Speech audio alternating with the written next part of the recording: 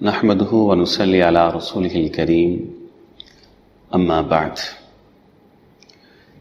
سوال یہ پوچھا گیا ہے کہ قبرستان کے اندر مسجد بنانا کیسا ہے؟ تو جواب اس کا یہ ہے کہ مسند احمد، سنن ابی داود اور جامع ترمذی، ان تین کتابوں کے اندر حدیث اور روایت موجود ہے۔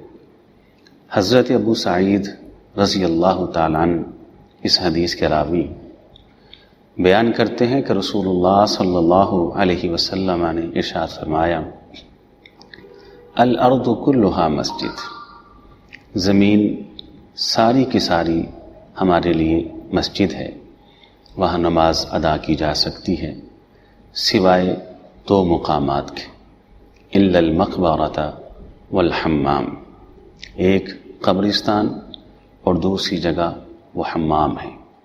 تو یہ حدیث اس بات کی دلیل ہے کہ قبرستان کے اندر مسجد بنانا وہ جائز اور درست نہیں ہے۔